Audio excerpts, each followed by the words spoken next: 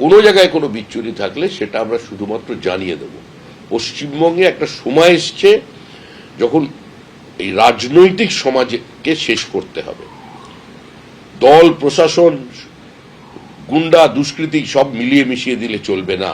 সরকার এবং দলের মধ্যে একটা বিভাজন রেখা থাকবে। পশ্চিমবঙ্গ রাজ্য সরকার তৈরি হয়েছে, বিজেপি সরকার তৈরি হয়নি। দাদা, দক্ষিণ 24 পরগনার বিষ্ণুপুরের তৃণমূল বিধায়ক, তার বাড়িতে তল্লাশি চলছে না, সেখানে বুলডোজারটা আপনি কিছু বললেন না? ঠিক আছে দাদা, না, বুলডোজারের রাজনীতি তো তৃণমূলের রাজনীতি। জেসিবি মেশিনের গল্প ভুলে গেলেন? বিজেপির নেতার গাড়ি ভাঙচুর, বিজেপি নেতাকে রাস্তায় ফেলে লাথি, ঘুষি, চড়, তারপরে দাঁড়িয়ে ওই ওদের কে একটা বোম্মাদে যে আছে একটা, কে, হ্যাঁ, কি নাম যেন, ও আবার একটা সময় যাকে হারমাত বলে ডাকতো তৃণমূল কংগ্রেস, কি বিবৃতি দিয়েছিল, গাড়ি ভেঙেছি, হাত পা ভেঙেছি, এবার মাথা গুঁড়িয়ে দেব। মুখ্যমন্ত্রী কোনো বিবৃতি দিয়েছিলেন? বিজেপি ক্ষমতায় এসছে বলেই এরা এখনো জীবিত আছেন, কিন্তু প্রয়োজনে আমাদের কর্মীরা অন্য ভাষাটা জানে।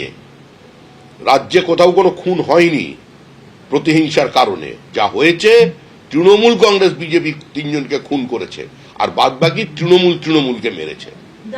উত্তরবঙ্গের একজন কর্মীর বাড়ি ঘিরে ফেলেছিল, বিধায়কের বাড়ি ঘেরা ছিল, স্বতঃস্ফূর্ত জনরোষ লিঞ্চিং এ শেষ হয়ে যেত। আমরা দায়িত্ব নিয়ে তাদের সেখান থেকে সরিয়ে দিয়েছি, কারণ এই রাজনীতির আমরা শেষ দেখতে চাই। দাদা, আপনি আইন শৃঙ্খলার কথা বলছেন, কোথাও কি মনে হয় যে বাংলার আইন শৃঙ্খলা পরিস্থিতি উন্নতি হবে যদি ইউনিফর্ম সিভিল কোড লাগু হয়? এক্ষেত্রে আপনাদের অবস্থান কি, এবং বাংলায় কি অনতিবিলম্বে ইউসিসি চালু করতে হবে? সরকার ঠিক করবে কবে ইউসিসি চালু হবে। পার্টির ঘোষিত অবস্থানের কথা আমি বলেছি। আমরা তো কোনো লুকিয়ে কাজ করি না, কোনো হিডেন এজেন্ডা নেই। আমরা বলেছিলাম যে নারী সত্তা বিরোধী, সাম্য বিরোধী 3 তালাক বাতিল হওয়ার প্রয়োজন আছে, আমরা করে দেখিয়েছি। আমরা বলেছিলাম 370 ধারার বাতিল চাই, আমরা করেছি।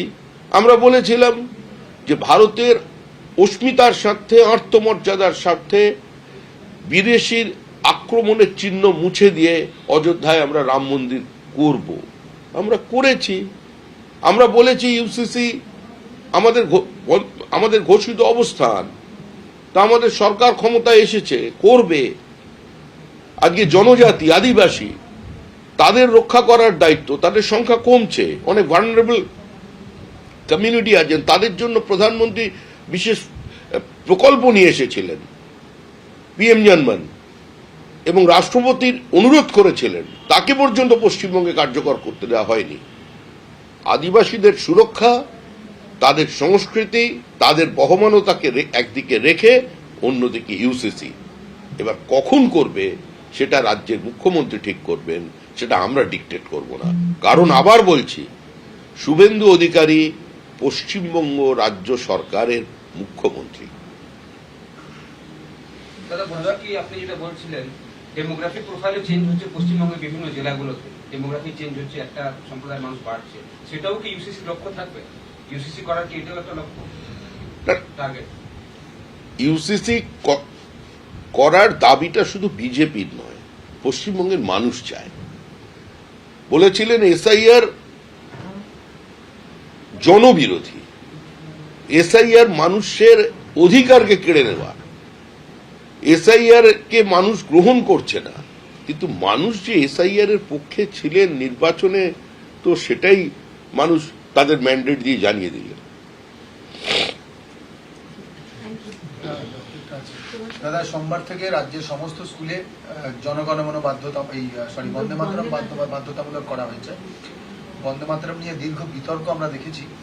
আরেকটা বিষয় বিতর্ক আছে, পশ্চিমবঙ্গ দিবস, নতুন সরকার আপনাদের। কোথাও কোনো বিতর্ক নেই। ভারতীয় অস্মিতা, ভারতবর্ষের আধ্যাত্মবাদ, ভারতবর্ষের সাংস্কৃতিক জাতীয়তাবাদ, ভারতবর্ষের গৌরবশালী অতীতের যিনি পুনর্জাগরণ ঘটিয়েছিলেন তিনি ঋষি বঙ্কিমচন্দ্র। তার উপন্যাস আনন্দমঠ, তার দেয়া বন্দে মাতরম সারা ভারতবর্ষের মানুষের হৃদয়ে কার্যত একটা অন্য ধরনের রক্ত নাচন শুরু করে দিয়েছিল। শুধু সেই বন্দে মাতরম যে উচ্চারণ করে ফাঁসির দড়িকে মানুষ স্বেচ্ছায় গলায় পড়ে নিয়েছিল, যে বন্দে মাতরম বলে দিনের পর দিন ব্রিটিশ পুলিশের সামনে দাঁড়িয়ে তারা গুলিবিদ্ধ হয়েছিলেন, আত্মবলিদান দিয়েছিলেন। আজকে তো 150 বছর পূর্তিতে আজকে এই সিদ্ধান্তকে আমরা দলের পক্ষ থেকে স্বাগত জানাচ্ছি। আর এগুলো সমস্তই ঘোষিত অবস্থান, এগুলো হবে। অতীতে কি হয়েছিল সেটাও মানুষ শুনবেন, আর এই প্রজন্মও জানবেন যে ইতিহাসটা তাদের ভুলিয়ে দেওয়া হয়েছিল। ডিস্টর্টেড ইন্ডিয়ান হিস্ট্রি ভারতবর্ষের একটা বড় সমস্যা। এই সমস্যার বাইরে আজকে গোটা ভারতবর্ষকেই নিয়ে আসতে হবে, দেশকে নিয়ে আসতে হবে। এটা মনে রাখবেন, আমরা শুধু রাজ্যের বা দেশের সিলেবাসের কথা ভাবছি না, ক্যারিকুলামের কথা ভাবছি না, আমরা গোটা পৃথিবীর সিলেবাসকে বদল করবার কথা। এটাই আমাদের এজেন্ডা এবং সেই লক্ষ্যে আমরা কাজ করছি। পশ্চিমবঙ্গ দিবস কি বদল হবে? তৃণমূল সরকার পশ্চিমবঙ্গ দিবস পয়লা বৈশাখ ঘোষণা করেছিলেন, আপনারা কে কার ইচ্ছা কে করে দিলেন? পয়লা বৈশাখ কোথা থেকে এলো? পশ্চিমবঙ্গের জন্ম কবে হয়েছে? 1947 সালের 20 জুন। শ্যামাপ্রসাদ মুখার্জি, মেঘনাথ শাহ, নামগুলো সব ভুলে গেছে মানুষ। রানী জ্যোতির্ময়ী, শিবেন্দু শেখর রায়, কংগ্রেসের সমস্ত হিন্দু বিধায়ক, এমনকি কমিউনিস্ট পার্টির জ্যোতি বসু, রতনলাল ব্রহ্মণ, তারা সেপারেট হিন্দু বাঙালির হোমল্যান্ডের জন্য প্রস্তাবের পক্ষে ভোট দিয়েছিলেন। জন্ম হয়েছিল সেদিন পশ্চিমবঙ্গের, সেটাই পশ্চিমবঙ্গের জন্মদিন। যারা এটাকে বিকৃত করতে চাইছিলেন, যারা এটাকে বয়কট করার কথা বলছিলেন, মানুষ আজকে তাদের বয়কট করে দিয়েছে। মানুষ আজকে তাদের বাড়িতে গিয়ে ডিজে বাজিয়ে দিয়েছে। এবার 20 জুনটা পালিত হবে?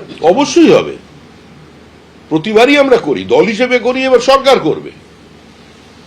দাদা, পূর্ণাঙ্গ মন্ত্রিসভা কবে? ইতিমধ্যেই মাত্র 5 জন মন্ত্রী শপথ গ্রহণ করেছেন। পূর্ণাঙ্গ মন্ত্রিসভা কতদিনের মধ্যে হতে চলেছে? সেটা মুখ্যমন্ত্রীকে গিয়ে প্রশ্ন করুন। কারণ আবার বলছি, পশ্চিমবঙ্গ সরকার তৈরি হয়েছে, ঠিক সময়ে আমাদের মন্ত্রিসভা গঠন হয়ে যাবে।